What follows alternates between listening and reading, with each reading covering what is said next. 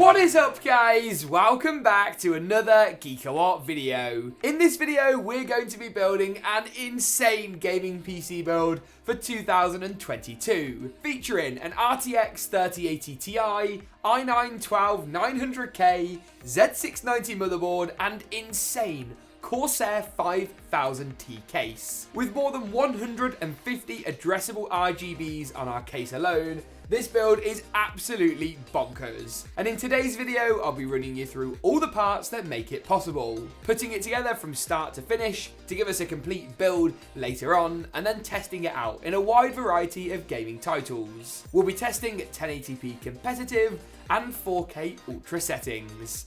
Let's do this. Normally in one of these videos, I would go through the components in different sections, but before I do that, I want to point out a few really cool additions that this build has got, which make it extra special. The first is the NVMe SSD today. Now this right here comes in from Seagate, and it's their Star Wars Mandalorian version of the infamous 530. It's got this really cool heatsink design developed by EK Waterblocks, so you know the cooling is going to be more than sufficient, and comes with Seagate's great data recovery rescue as standard. The Beskar ingot drive, as they're calling it, is a really unique touch for this video, which nicely complements other high-end components, like the CPU and motherboard choice, the two first parts we need to worry about. This right here is Intel's i9-12900K, their highest end 12th gen CPU to date. With loads of cores in both the efficiency and performance sense, Intel have truly gone all out, creating a CPU with unrivaled multi-threaded and unrivaled single-threaded performance for gaming-based applications. Yes, a 32 or 64 core Threadripper will work through Blender a bit quicker than this, but this is still one of the greatest CPUs on the market, and the best at the moment as far as gaming goes. Now there's no point having a really high-end Gen 4 NVMe drive which needs loads of bandwidth, and a high-end i9 CPU without the motherboard to match. And that's where GeekaWhat's AORUS Z690 Master comes in, a board with support for PCIe 5.0 and DDR5. Plus obviously additions for the likes of Windows 11, plenty of overclocking, and one of the most beastly IOs I've ever seen on a motherboard. GeekaWhat were not messing about. Now, is this the best value motherboard on the market? No. Is it going to top out in the price to performance metric charts? No. Is it necessarily the best way to spend your hard-earned PC building cash? Definitely not. However, not much comes close when it comes to features and just pure insanity. I mean, look at the metal shielding on the back of the motherboard to protect it from morons like me and stop it grinding out on a case or being damaged. I mean, it's just insane. 10 gigabit Ethernet, I mean, the list goes on and on and on, but you'll have to check out the links below to learn more about this GeekaWhat board. We can install our CPU into the board nice and easily. Full disclaimer, this isn't going to be a tutorial video. We're just going to try and build it and have some fun as we go along. The new socket design and mounting process on these new Intel CPUs is really pretty cool though, so that's something. We can also install at this stage our fancy little SSD that I was telling you all about. So let's cut it open, try and sink our teeth into this very thick box. Like, the packaging is a bit mental, actually. I don't want to break the box. It's quite a nice box, but Seagate, you're giving me no choice. Ah, there we go. Ooh, I see ribbon. Ooh, there's a little print. That's quite a nice little addition. And then plenty of foam and the drive itself. Oh, nice. Okay. I'm not exactly sure what colour scheme this would be best suited to. I think this build might be a little bit dark overall, but let's remove our SSD heatsink that comes pre-installed and then pop the drive in and see what we think. I think it looks pretty good though, and nice to have something just a little bit different in a build like this one. We can then finish things off by installing the RAM or the memory. Now in this motherboard, we're going to use the 2nd and 4th RAM DIMM slots and slide our lovely Corsair Dominator Platinum DDR5 RGB into place. We can do so nice and easily, 2nd and 4th DIMM slots, as I say, and this beautiful RGB RAM kit will do us nicely.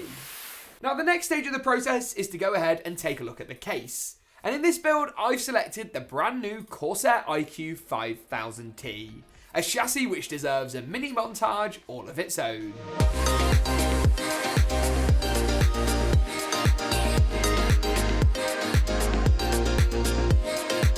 This case is crammed with features, from loads of addressable RGBs to LL fans that come included. A triple pack of these is normally about $100. Available in black or white, I've gone for the black colourway. I'm going to take off all the side panels and then lay the case down flat on our table, which will make the next stage, screwing in the motherboard, a hell of a lot easier. There is one thing that needs doing before hastily picking up your motherboard and grabbing a screwdriver, yes, and screwing your motherboard in, and that is to make sure the standoffs align. Now for an ATX board like this one, it's actually pretty simple. We've got 3 standoffs up top, 3 along the middle, and 3 across the bottom. And these need to line up with the corresponding ones in the case, which in our instance, they absolutely do. It makes things actually nice and easy, and allows us to very simply slide the motherboard into the motherboard tray with the ports and I/O just peeking out the rear like so. We can then slot your motherboard on and screw it down through each of those 3, 6, 9 screw hole locations. And once that's done, we can move on to the CPU cooler. This is the GeekaWhat WaterForce X360, a cooler that I believe is compatible with our very nice Intel i9-12900K. Now with 3 RGB fans already installed at the front, the 3 that come included can be repurposed and used as exhaust at the top of the chassis. That means our 360mm radiator can just use those alloy fans we already discussed, with the cooler sitting nicely at the front of the case. Now, just to make you aware, you can mount the radiator like this, sort of horizontally, but I think for us a straight airflow approach is going to be better. Let me deal with actually installing the radiator portion first, then we'll deal with the water block afterwards, as that bit I think is going to be a bit confusing. To install the water block, we need to remove this RGB controller, something I handily unscrewed earlier. And we need to grab ourselves this. Now this is an included backplate that comes with our GeekaWhat AORUS cooler. As you can see here, it's got 4 silver posts, 1 through each corner. We're going to pop this through the 4 holes on the rear of the motherboard. A little something like that. We then want to hold this with our hand as we flip the case around. And once we've done so, we're going to install these male-to-male screws. You can see here they have a male end on each side with a bit of metal in the middle. And we're going to pop those onto all 4 corners, securing the backplate into place. Once that's done, you can pop the cooler head itself over the top and use the final screws to secure it into place. Don't forget a dab of thermal paste as well on here to make sure everything is fastened nice and securely. And once that's done, the cooler's in, and that's basically it as far as the case and cooler goes. And once that's done, we can go ahead and move on to the last couple of components, namely our GPU next up. This is the one and only GeekaWhat RTX 3080Ti.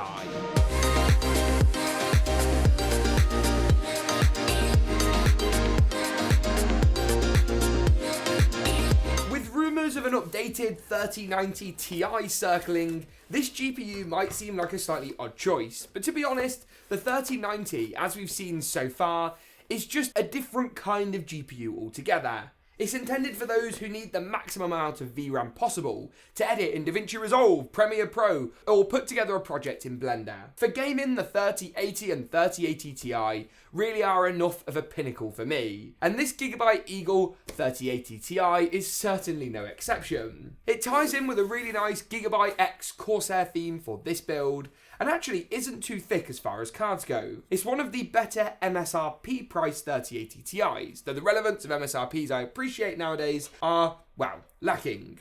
In this build, you can see we've already got the PCI lanes that need removing taken out, so we can just push back the clip on the PCI slot, slide our lovely GPU into place, and you should hear a nice satisfying click sound. Moving on to the final component, the power supply, but wait!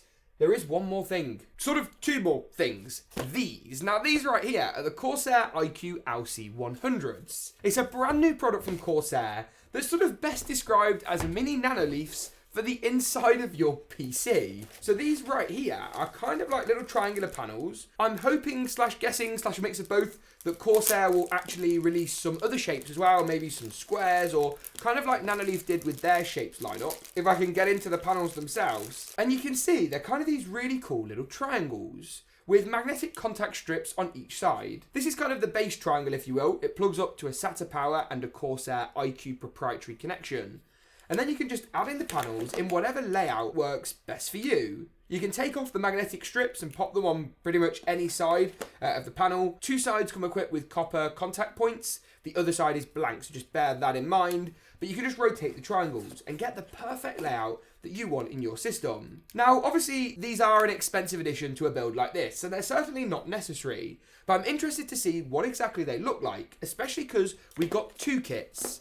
I'm thinking I might put 1 kit here and then maybe another kit either on top of the power supply shroud or kind of down the side. I'm not 100% sure, so let me have a play around and I'll be right back. I'm not going to lie, I'm quite liking that. I think this one up here is quite self-explanatory. This one down here, a little bit less so. You can see I've actually managed to turn the panels sort of 90 degrees and actually have them go over the power supply shield. You get different kind of magnet sizes included, which I'm guessing sort of allows for this purpose, but we'll see. Not particularly good if the PC is moving about a great deal. The magnets could definitely be stronger, but so far, quite nice, quite impressive. I think these ones might need to move over and down a little bit just to make way for when we actually go ahead and install the motherboard power connection. But we're going to do that in the next stage of the build by looking at the power supply, the Deepcool PM850D. Now for a build like this, you want basically to pick up an 850 watt 80 plus gold unit.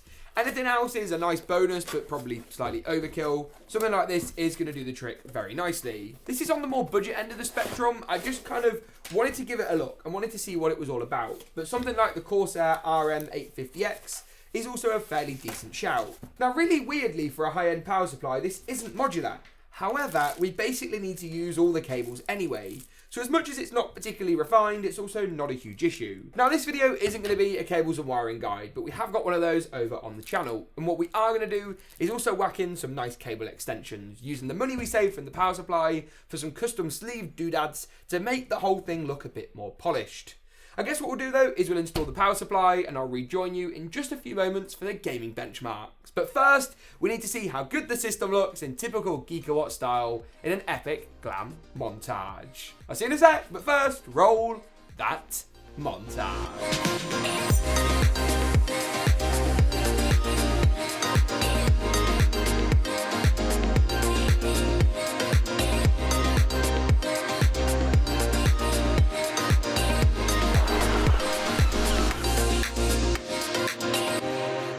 Now that we've seen just how good this system looks when it's all powered up, it's time to take a dive into performance. And I'm glad to report that our testing across 4K and 1440p resolutions yielded some great results. On your screen is a summary of not only the frame rates we achieved, but also the temperatures.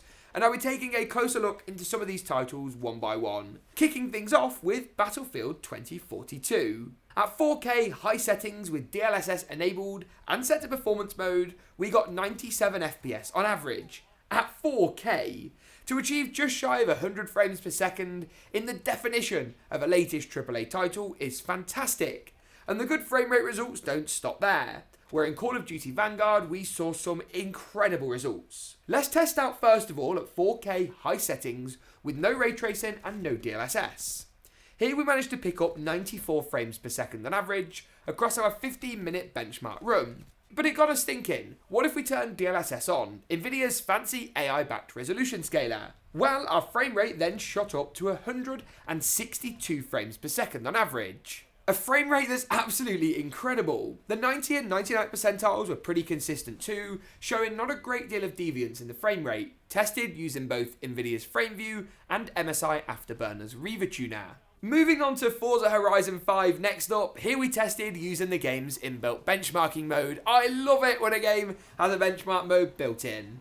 4K ultra settings gave us 97 frames per second on average. My goodness me. Moving on to Apex Legends next, here at 4K high once again, we got just shy of 120 FPS, 119 frames per second on average to be precise. To wrap things up, we'll be looking more closely at Fortnite. We tested at 1080p competitive settings, because why not? The frame rates we achieved so far are incredible, but what about 1080p? Here at 1080p competitive, we got 255 frames per second on average, with 222 and 176 for the 90 and 99th percentiles. And with that, that just about wraps it up for today's video. If you enjoyed it, make sure to give it a big old like rating, get subscribed. Thanks for tuning in, and as always, we'll see you in the next one.